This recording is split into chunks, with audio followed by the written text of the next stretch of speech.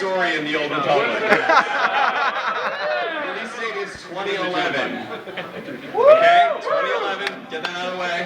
Let's move on to some other questions. Who's got a question? Raise your hand. Invite. Guys, no shouting. Just raise your hand, and we will find someone. So I was talking with Stephen about the potential for things like maybe changing armor colors, but I was wondering if you guys have considered how things like a guild tag or really goofy armor colors might break immersion towards endgame. Like a player could be running, you know, a really epic world story quest, and they look over and they see a guy from like a guild. These are the droids before. So this is always, so the question was, can we, it's sort of touching on like how much can we customize what we look like, how much does somebody who comes out and like has their trailer a little bit mismatched stuff and you know they've got all their, because they're trying to make the best gear and you know how much does that break immersion. There are times that we just go ahead and err on the side of gameplay, and that's most of the time. And when it comes down to that, because the thing is we can't stop people from looking ridiculous anyway. In fact, a very large, happy minority of people will try to look as ridiculous as possible, probably pantsless, and be dancing in front of you no matter what you do. Yes, somebody tried to run through all 5 naked, so, you know. Oh, okay, just pants off after one. That's victory dance. That makes sense. The point is, for gear, we've always decided people are driven by gear. They want to get the best stuff. They want to put stuff together. They want to collect stuff. They want to get the stuff. If we give them everything they want right out of the box, they stop wanting. So we keep the drive in there. So you're going to have some people looking kind of goofy, and you just get to make fun of them, which should make them go get better gear. Actually, for a little while, we still have the functionality. We have the functionality in the game to adjust what your character looks like when you put on armor. So you could, for example, as a Jedi Knight, find Trooper armor, put it on, and then it would actually look like Jedi Knight armor. And the feedback we got was that people didn't like that.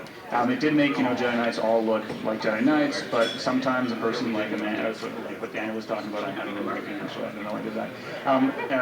They want to look like a Trooper. So we're letting that happen. But one thing that we have done, have implemented, is what's the technology called that the artists have for making sure the color matching? Yeah, color matching. We have a tech that's called color matching, so that when you get, for example, as a trooper, if you get all your armor together and some of the top armor is green and some of the bottom armor is red, the color matching will actually make it match together, so you look a lot better. So that's one way to. Unless you don't want to. If you want to look ridiculous, you just turn it off. We've seen some pretty crazy ones off. That makes sense. I actually filed the bug because I didn't know we had turned off from. See, this is what I was talking about for testing. So this is the things we do, right? Like, I don't want Jedis looking like troopers. I don't like it. And guess what? Testers did, so I lose. That's the way it works. I just filed a bug the other day because somebody came up as a Sith warrior, and behind them was Vet, dressed as a Grand Moff of the Empire. White Empire officer's gear, solar things, gear, which apparently somebody found a really badass random drop and thought, this is funny, I'm going to put it on my companion character. So we always go with testing. So we've got to move this along. You know that we're trying to clear this out, so I'm going to get you. So I actually brought up. Yeah, let's shorten your answer. Since I brought up companions, and we noticed that there weren't any out in Florida today. There seems to be a lot of concern amongst people who like to tank or heal that the companions will be making their jobs arbitrary, despite the fact that it's pretty obvious if you want to tank, tank. If you want to heal. The big question is, will they be able to tank or heal for a group in endgame instances and raids? Or will a player character have to do that? So right now, and this is something that can change with testing and feedback, but right now we're aiming to not allow companions into endgame raids and flashpoints. Or into... And that is the sort of reason why. We're also, they're not going to, right now we're currently not allowing them to war zones. One of the big reasons is that these kinds of activities, raids and flashpoints and war zones, they're all very much about player skill, and the difference between losing and victory is so slim that when something goes wrong, you want it to be the player's fault, not the fact that the companion character's AI was like 2 seconds too slow. It's the reason it's why like hunters aren't very popular and with their pets in World of Warcraft raids. It's just it's very difficult to create. Well, actually, currently it's impossible to create an AI that's as good as a player. And I don't know when there'll be AIs. Well, some players. My mom on there, you could have a different story. That's smart. My pets are better than Devin. Yeah, earlier we were talking about the group dialogue at the last Q&A, and you said whoever wins the dice roll decides the story for the group. Are you able to replay those story elements to change the story for your character? It depends which one. So, okay, first of all, I need to call this out, and I'm sorry, it's going to go slow. But so you guys know, so this beautiful couple came on their honeymoon to PAX.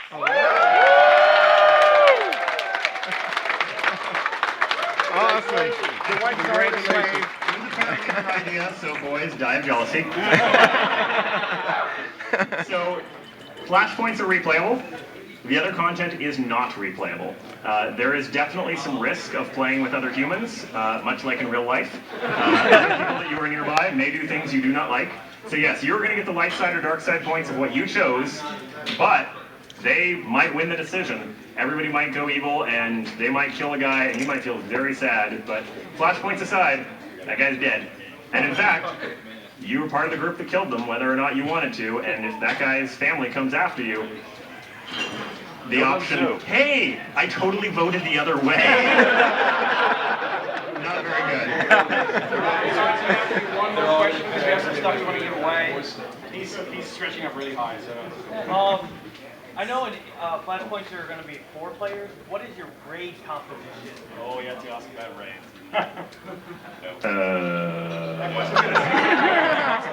Let's get More than 4, less than the people in the room? Good answer. Good answer.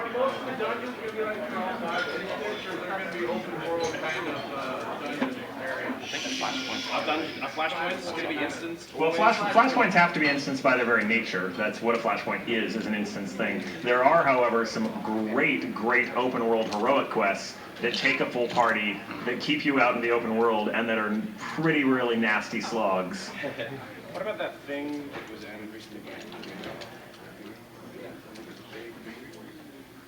People seen them, so it's popped out. Yeah. So the other one that's just made in there is we do have world bosses now, is what we're calling them, which is basically just thunderous, huge robot of doom that's stomping around Nar Shaddaa that needs a full party plus. So out in the open world, there are some really nasties that really, if you want to get, you better get some cooperation.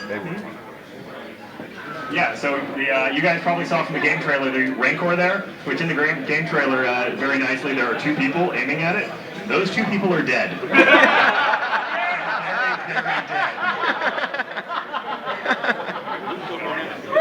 Okay guys, I'm sorry we can't take more questions, we'd love to, but as we've only got an hour. So what we're going to do is give away some kind of cool swag. Someone dropped a parking card for the Colonnade Hotel, or room, I don't know what this is. Has anyone lost this? Who's staying at the Colonnade? Somebody back there?